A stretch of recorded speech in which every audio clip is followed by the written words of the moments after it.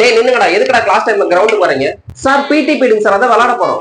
பிடி பீடா? ஏன்டா இன்னும் 2 மாசத்துல எக்ஸாம் வரப்போது, அப்புறம் ஏன்டா உங்களுக்கு பிடி பீடு வேண்டியது இருக்கு? சார் அதுக்கு இன்னும் 2 மாசம் இருக்கு சார், பொறுமையா படிச்சுக்கலாம் சார், என்னங்க சார் அவசரம்? டேய் இரு, ஸ்கூலுக்கு எதுக்கு வரீங்க? படிக்கத்தானே வரீங்க, அப்புறம் என்னடா படிக்கிறது அவசரமானு கேக்குற? படிக்கிறது தான் முக்கியம். சார் இன்னும் பெல் அடிக்கிற கொஞ்ச நேரம் தாங்க சார் இருக்கு, அந்த கொஞ்ச நேரம்னாச்சும் போய் விளையாண்டு வராங்க சார், விடுங்க சார். மறுபடியும் விளையாட போறேன்னு சொல்றேன். நீ கிளாஸ்ல எத்தனாவது ரேங்க்டா? 15வது ரேங்க்குங்க சார். 15வது ரேங்க் எடுத்துட்டு இவ்வளவு வாய் பேசுறியா? ரேங்க்குக்கும் பேசுறதுக்கும் என்னங்க சார் சம்மதம் இருக்கு? சரிடா, இவ்வளவு வாய் பேசுறீடா. மேக்ஸ்ல இருக்கிற ஒரு 25 ஃபார்முலா சொல்லு, உன்னை விளையாட வரேன்டா. ஃபார்முலாவா? ஃபார்முலா தெரியாதுங்க சார். தெரியாதுல்ல, அப்புறம் என்னடா விளையாட்டு வேண்டி கிடக்கு உங்களுக்கு? நான் போய் கிளாஸ்ல உட்காந்து படிங்க, நான் இன்னும் 10 நிமிஷம் வந்து டெஸ்ட் வைப்பேன் ஃபார்முலா. சரியா? போ.